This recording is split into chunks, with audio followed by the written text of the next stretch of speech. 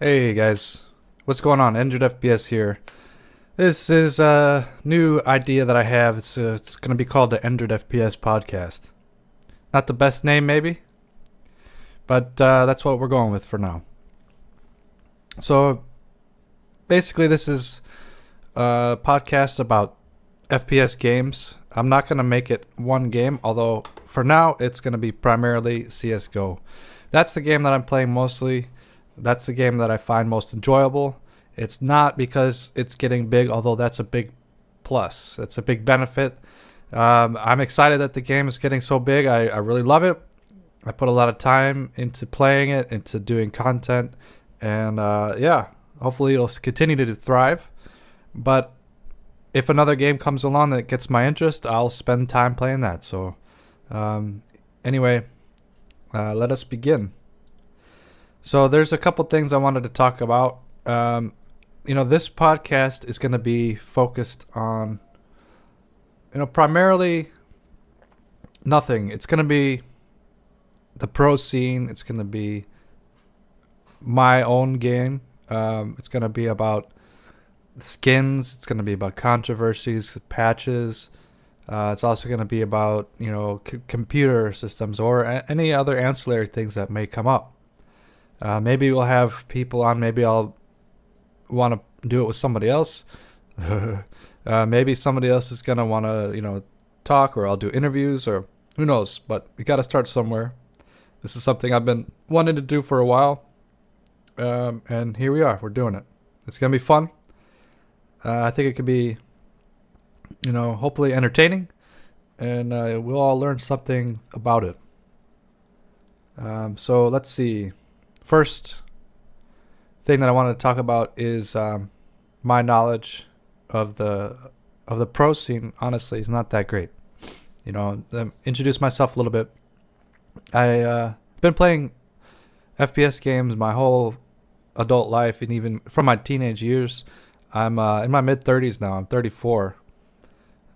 Played Quake 1 back when it was brand new, and I've been playing ever since. There have been times, many years, when I haven't been playing due to traveling. I was overseas. I was in the military. I worked on cruise ships, and so that always was not available to me. I did play Half-Life working on a Navy ship one time. They had it up in the chapel, but yeah. So that's something that's always been kind of a part of my life on the side, right? And I've been kind of my one of my problems, I guess you could say, problems is I've had too many hobbies, too many interests, and I haven't known which way to go with it. You know what I mean? So I love playing music. I like reading. I used to skateboard. Um, I like to learn languages. I speak Japanese, um, and I freaking love playing video games. And so basically, YouTube and Twitch and all this stuff, and hopefully now this podcast is kind of a way for me to incorporate all my interests into one thing. So that's kind of why I'm doing this. Um, and anyway, going back to my pro knowledge, I haven't been following professional Counter Strike for very long. I played Source, Counter Strike Source, when it first came out with Half-Life 2. I bought it. It came with Half-Life 2 when I bought it. I played casually for years, on and off. And I never got, like I said, into the pro scene. I never played competitively. It's just kind of messed around, played casual, played surfing, and all that stuff. Fast forward to CSGO. I got this in the beta. Didn't really like it, and I stopped playing it completely. And I wasn't interested in it for some reason. It just didn't get me. But then I got it on sale. I thought I'd give it another go. Discovered the competitive mode, and that really, really hooked me. And I know this other people are the same way. We come from, if you're FPS player, you've played a lot of games like Battlefield and maybe COD, and while those games have certain things that are better in ways than Counter Strike, like graphics and all that stuff, Counter-Strike really was satisfying something that I've always wanted, and that's kind of just structure and measurable, uh, you know, results. I was playing PlanetSide 2. I freaking love that game. I'll still play it. But one thing that I wasn't happy about with it was at the end of the day, you didn't know how good you were doing, how effective you were. There's no way to scale how better you were getting at that game. Counter-Strike, it's all so clear. All the controls are very precise. It's not about glitz and glamour, kind of like Quake 3 or Quake Live. Another reason why I like those games is the same reason I like Counter-Strike is it's very simple. And it's just like, a sport, like tennis or basketball.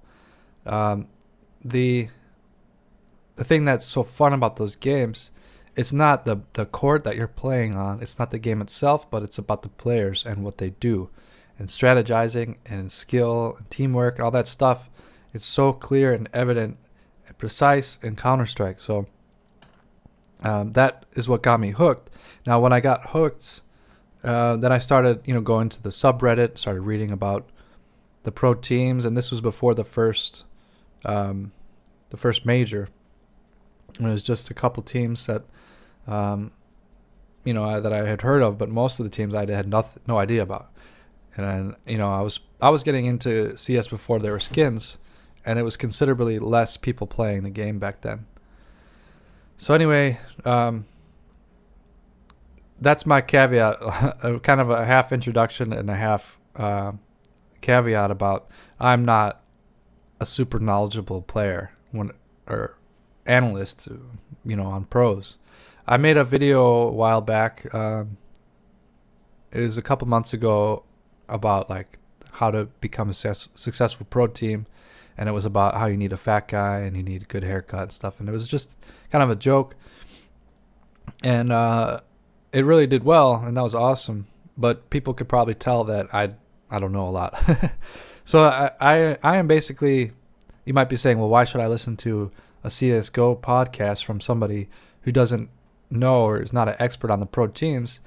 And the thing is, what I'm saying is, I know some stuff, and I'm learning every day, and you guys hopefully can learn with me, and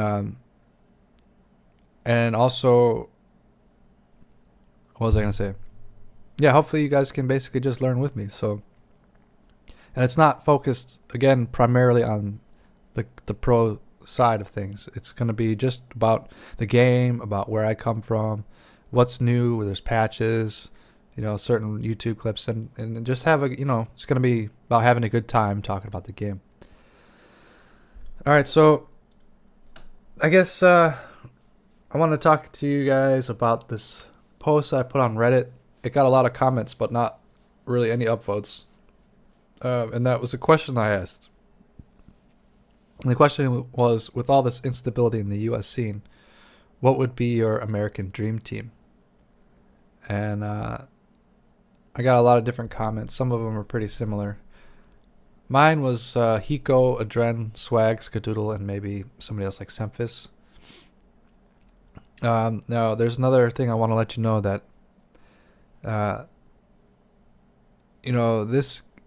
this game is so much almost personality based, because it's a little bit different from other sports, because when a basketball player is playing, you're not sitting down like chatting with him, you're not interviewing him, you're not hearing everything that he says and his facial expressions and everything like that. In Counter-Strike, most of these pros are streaming, and you can interact with them, and for better or for worse, kind of the way that we like these players, or if we don't like them, it's going to color whether or not we root for them or not. And I will certainly admit it does for me. I want an American team to win. I want to see an American team in the majors, but I want to see a team that I like do better than a team that I don't like from the U.S. And there's certain players that are in the U.S. scene that, just to be honest, they rub me the wrong way. And it's not like they have to come over for dinner and like be my best friend or something. It's just that with the recent scandals and players hacking or taking advantage of their fans. I just don't understand how anybody could be behind that and how anybody could support those kinds of players. It just really, really rubs me the wrong way. And I want to see a team from the U.S. go all the way, and I want them to be kind of, humble about it. I want to see this team that's worked hard to get there. And Cloud9, I was really rooting for, and I still am, and I hope they do well. But, they've really, with this North American shuffle, it's like, what the hell is going on? You can't even keep up with it. It's like, who the hell are the Mad Cats now? And then who's on Torque now? And then, we know who's on Torque, but, you know what I mean? Just so much trading and so much controversy right now that I really don't know what's going on. It's like, it's impossible to keep up. But, yeah, going back to, the scandals and accusations and teams throwing, it's like, I was thinking about that the other day. I was talking to my girlfriend, and I was kind of so pissed about all this new evidence. And it was like, it was really making me upset. And I was asking myself, like, why am I so mad about this? It's just a game. It's just, yeah, it's messed up, and it's not right. But in the end, it's just, these are young kids almost playing a video game. And after thinking about it for a little while, I think I realized the reason why I was so mad is because in the real world, quotation marks I'm making, there's all kinds of shit going on all the time. Turn on the news, there's scandals with politicians, and there's people cheating, and then there's violence, and there's like all this crap all the time. And it just becomes overwhelming that you just tune it out and you're like, that's their stuff, that's, you compartmentalize it. That's just the crap that's in the world. But when I come home, I want to play a game, and I want to have a community of people that I almost consider friends that are cool, that are not like that are not scamming people, that are not scandalous, that are not greedy. And I want it to be a community that's almost not pure, but just free of all that bullshit. And so when I see that it's like in my community that people are taking advantage of their fans like that, it just pisses me off, because it's like somebody coming home from work after a rough day and then finding that like there's all kinds of shit like problems at home. If anywhere you want your home to be a place of like peacefulness and like happiness. And that's kind of like the community that I've been calling home now, is like the Counter-Strike community. You wake up, what's new on Reddit, what's going on in CSGO, and I don't know, it's just a distraction. It's like watching football or something. So anyway, that's my rant on how I feel about the scandals and stuff. And we'll wait and see who's involved. Honestly, you look at all the evidence that's come out, and there's really no way that anybody could say that there's no throwing, that there was no throwing, there's no evidence. How many times have I seen that there's no evidence? It's like, what better evidence? You want DNA evidence? You want video footage of them talking about it? I mean, you have so much stuff. I'm not going to go into all the details, but that's I really don't get it. I think it's just people don't want to believe it, But it just sucks. Anyway, it sucks. So I don't have a team right now. I've been looking to get a team going. It's just I've got a full-time job, and I've got a lot of stuff going on. So it'd be hard to make a full-time team, I think. I'm trying to get my YouTube more professional. I'm trying to get videos regularly. I need to learn how to promote it better.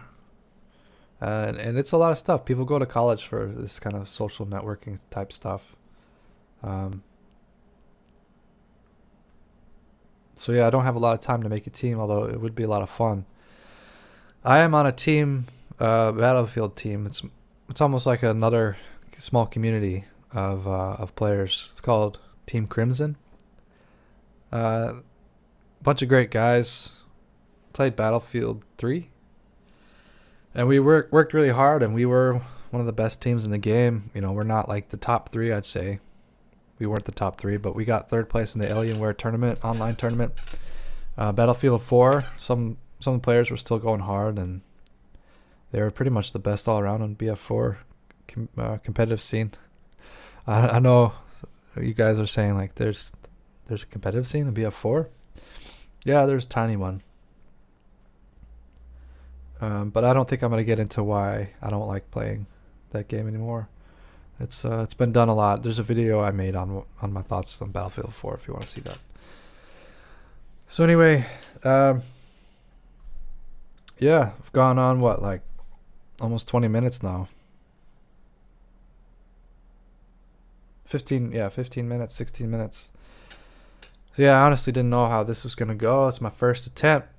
Can I just sit in front of a microphone and talk for maybe, how long can I go for? No idea. But yeah, hopefully we'll get some other people on. I was gonna say, if you're interested in being on the podcast, hit me up. My email is endridfps@gmail.com. Again, it's endridfps@gmail.com. So yeah, as I said earlier, I'm 34 now. I am getting freaking old.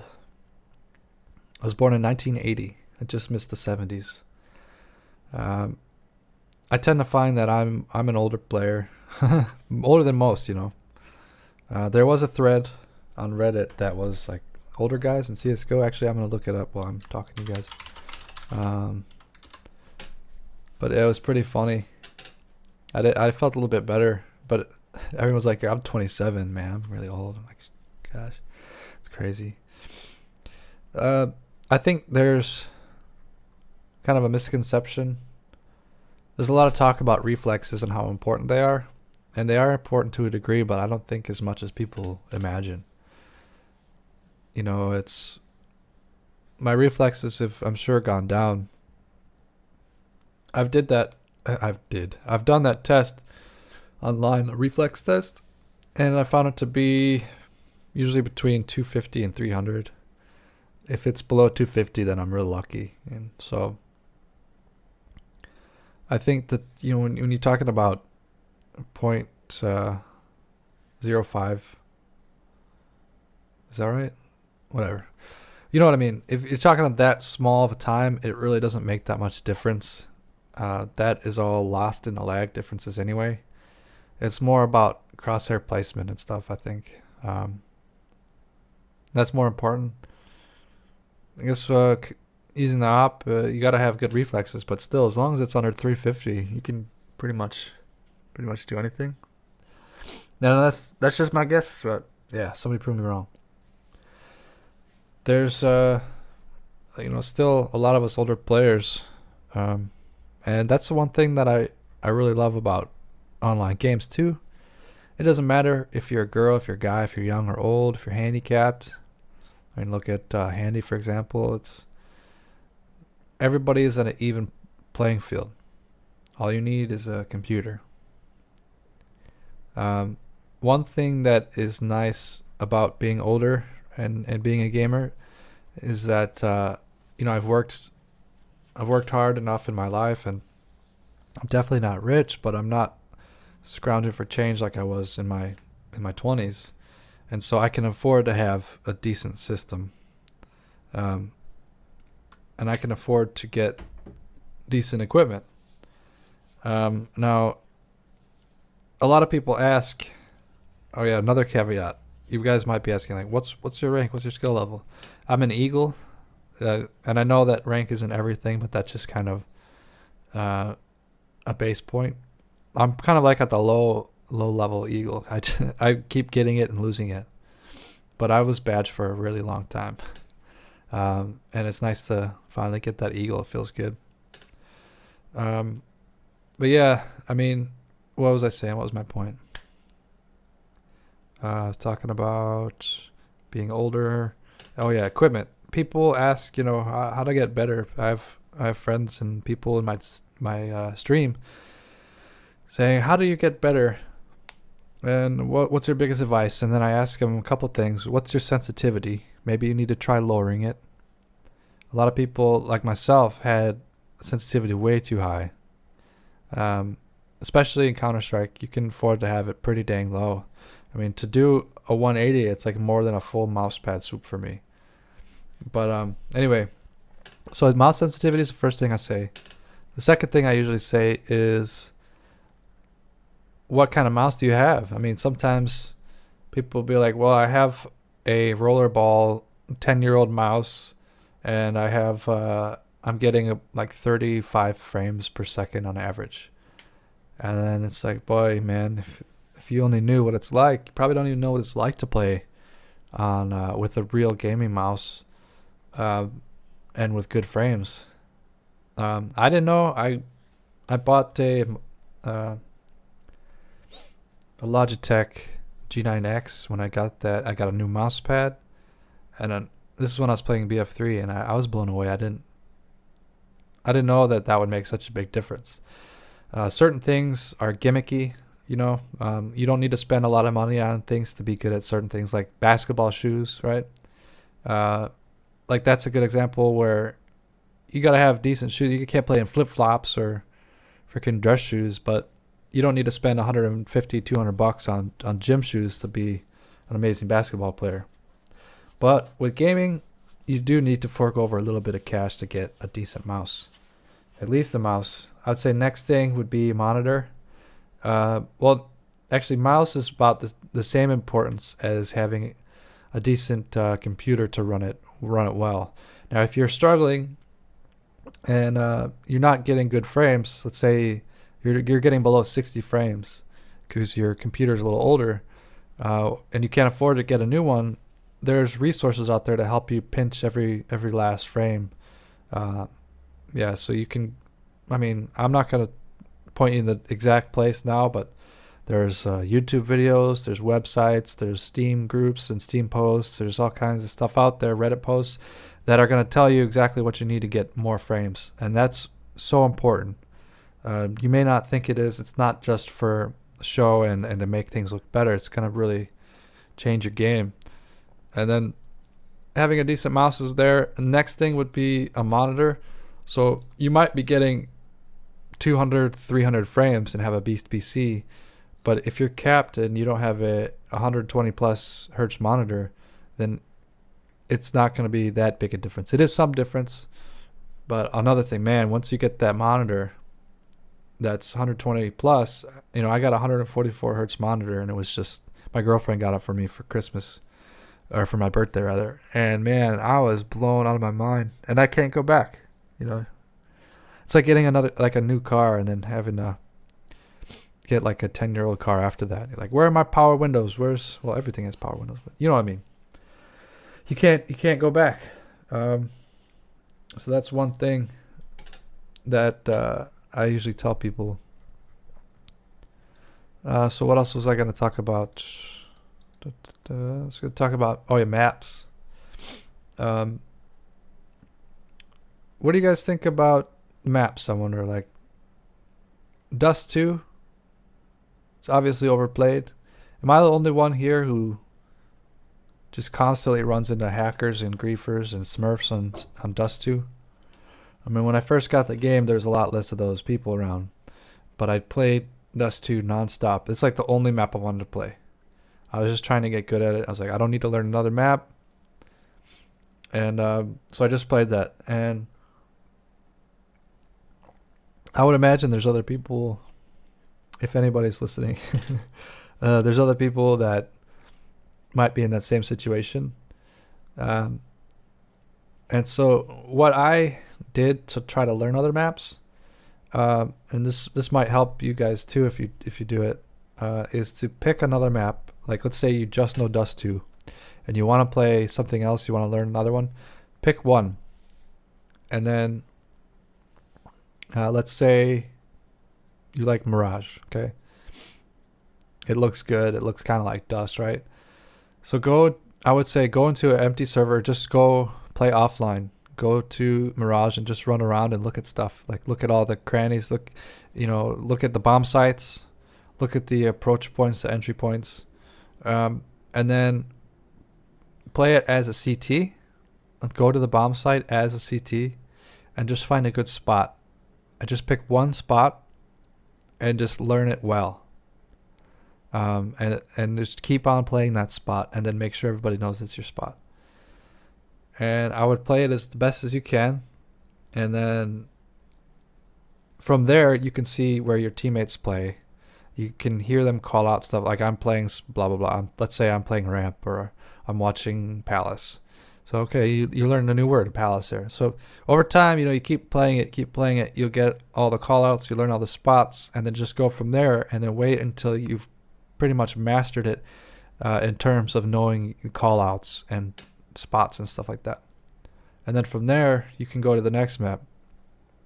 But yeah, that's how I learned all my maps and callouts and stuff. And I'm still learning. There's certain maps that I don't really like. I don't like Cobble, and Underpass is not that great. But I don't know. I go through different periods where I'm like, I freaking love Cash, and then I'll get sick of it or something like that. Or Inferno is another one where sometimes I'm great on it, sometimes I'm horrible. I don't know why. But yeah, it's a lot of it has to do with consistency. If I'm playing consistently well and I'm like happy with how I'm playing, then it doesn't really matter what map. And that's one thing I'm trying to get right now. I'm playing a little bit more consistently, and I think it has to do with just playing, like time playing. It's crazy how with this game, if you take like a day or two or a few days off, you just start to go to crap, and you have a real life, you got friends, you got stuff to do, you got work. It's hard to play every day, but you get a couple of days off with nothing to do, and you can play a lot. It really does help. But yeah, my favorite maps right now are Mirage and Cache, I think. I've been playing a lot of Inferno, and it's a lot of fun right now too. That's one where pre-firing is so big, I think. It's pre-firing all the little spots. But yeah, going back to feeling confident lately, it's funny how really that plays a major part. Like I wasn't very confident last week, and I kept losing, and you have to wonder, is it the confidence that makes you good, or is it you're good so you become confident, and then they feed each other. But once you start going in that slope, that downward spiral of like self-doubt, it's really hard to pick yourself back up and get back into the swing of things. At least that's what I found for myself. It's just it's frustrating at times when you feel like you can't get a kill, your aim's off, you don't know what to do. There was one guy who said on Reddit, I remember him saying that what he does is he just gets a deagle and then tries to just get a kill with a deagle, and that kind of gets his confidence back, because it's all about just that aim. And it makes sense if it works for you. It really does kind of boost your mentality, I think, when you get a good deagle headshot. You get a couple one digs, it's just like, oh man, they're feeling crappy and I'm feeling awesome right now. So yeah, I'm gonna keep on playing. I haven't been streaming as much as I've been wanting to. Just been real tired. My work schedule is shifting around, but anyways, streaming is a lot of fun. There's something about having people over at your place while you're playing, and that's how I think about it. It's a good way to just talk about something that you like. I'm not a big fan of watching streams. I like to watch Hiko stream. That's pretty fun, because you can learn a lot from watching him. But I really I enjoy streaming. I took a little break from it, and I wish that I hadn't. I had a lot of momentum going last year with my stream, and then it seems like I kind of lost it when I took a break. So I'm trying to get back into the swing of things. I need to get a schedule going. I'm still working on it. Right now, I'm just going to be streaming every Wednesday. That's pretty much what I've decided. It's going to be every Wednesday at night around like 9-10 p.m. Central, maybe 10-11 Eastern U.S. time. Now, I've also been doing more YouTube stuff, and I wasn't really thinking that I would put a lot of work into YouTube, but after, the last few months, it's been picking up and I've been getting more subscribers. It is a lot of fun. And I'm going to definitely keep putting up YouTube videos. I don't know, you know, uh, what else I'm going to do. I've got a lot of ideas, just not enough time. But yeah, it's just so much fun to put up a video and then check how it does, My last video was the 6 ugliest skins in CSGO. It got mixed reviews apparently. On Reddit didn't do so well. But the first comment on YouTube was, I'm sorry. What was it? One of the worst videos I've ever seen. Sorry. And I was like, okay. This one was kind of sucked. Maybe I was trying too hard or something. But I got a lot of good comments too. But I'm sure you guys don't really care. Or like, I don't know.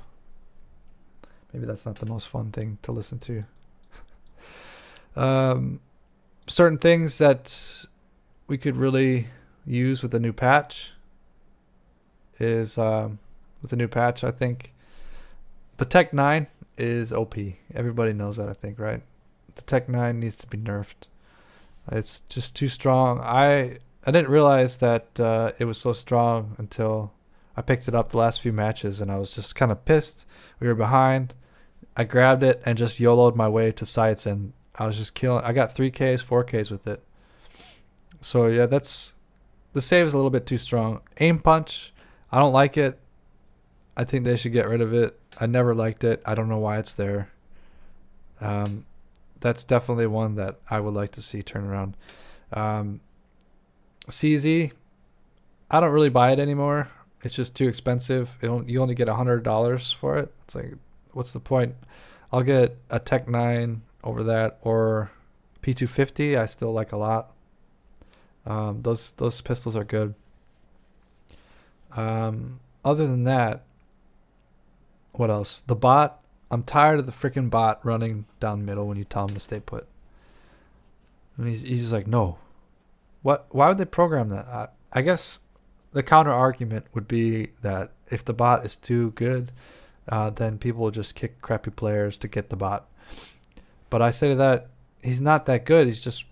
I would rather have a person that's going to go and push with me than a bot that's going to stand there. But it's especially crappy on CT side. But what can you do? They just need to fix that, They just need to fix that. Another one would be, I'm trying to think, what's the hot button issues now? I guess smokes are okay. I guess I have kind of been spoiled a little bit. When I first jumped into Go and I was reading all the forums and stuff, people were like, we need to fix this, we need to fix that, the game's broken. Oh yeah, 64 tick and stuff. I'm like, man, you guys played other games before? Have you played Battlefield? Have you played COD? Have you played this and that? They have 10 ticks. 10 tick rate. That's lower than the frickin' replays. So 64 I can live with. 128, 64.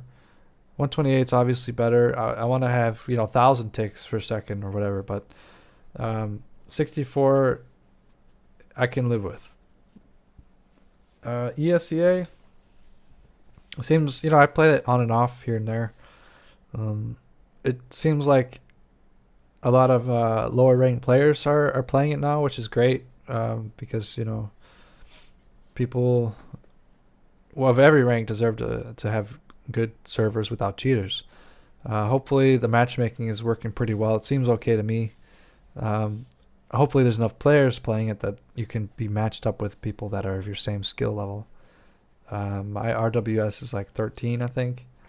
But I really don't know. It would be good if they had ranks in ESCA. Having a number is fine, but it's nice to have that little like carrot on a string. What else was I gonna talk about, guys? Skins. I spend way too much money on skins. I've got almost like everything that I want. well, not everything that I want, but I'm happy with my collection. I've got like most stat tracks for the main guns that I use and skins that I like. Recently got an op stat track, carbon fiber. I've really like the skin that I want the most right now. I think would be the fire serpent stat track. I have the fire serpent, but no stat on it. So yeah, guys, this is kind of first attempt at this. Oh, I went 35 minutes. Not too bad. Better than I thought. I didn't actually have any notes for this. I knew that it would be a good idea if I had notes, but I just wanted to test myself to see if I could kind of wing it, talk for a while. Whether or not this was entertaining, I think that has yet to be seen. Maybe I'll give it a listen later on. I'm hopefully going to have some other people on so that we can talk. It's more fun in a way to have communication. You know, I love listening to podcasts. I listen to a lot. There's one of my favorite podcasts that's solo, though, is Bill Burr. Hopefully you guys, if you don't know, I highly recommend his podcast. It's funny as crap, and it's just one guy. But yeah, other ones like Nerdist and Indoor Kids, stuff like that. That's all like that's more than one person. Giant Bombcast, and it's always fun. Joe Rogan always has people on.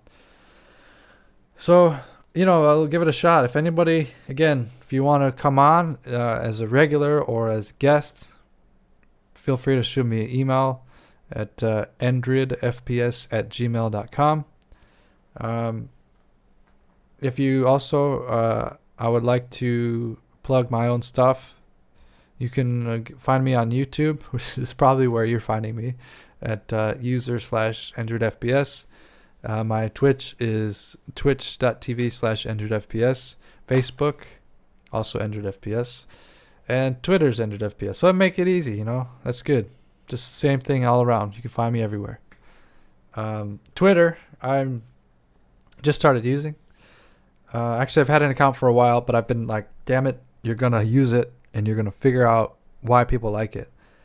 And a quick story. No, I'm not going to tell this story. It's freaking... Basically, I tweeted at a corporation who kind of screwed me over at the store. I tweeted at them, showed a picture of my problems. My shoe was falling apart. I posted the picture, put it up there, and they responded right away. And the next day, I got like a full refund, which I should have had to begin with. I walked away mad, and I was like, damn it, I'm not going to go down. I'm going to fight for this. And I got it. And so that was one thing. Another thing is I tweeted at Hiko because, you know, when I look at his stream, I see that he's got this awesome mic stand.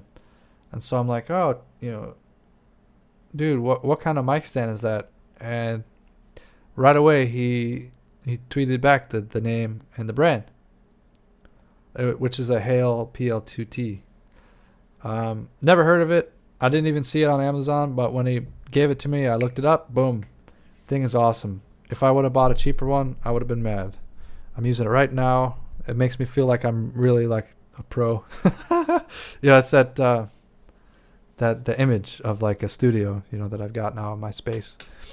Yeah, so Twitter is pretty cool. I'm trying to use it more. So yeah, look out for some tweets. Some sweet little tweets going your way. Yeah, you guys, if you've listened from the beginning to the end, I gotta like give you a big hug, man, or woman. Thank you for that. This is my first ever. I'm going to be doing more. I could use your feedback, whether it's, you know, what I'm talking about or just the quality overall of the podcast, if you can hear me okay, whatever. Yeah, leave your comments. Thanks for stopping by.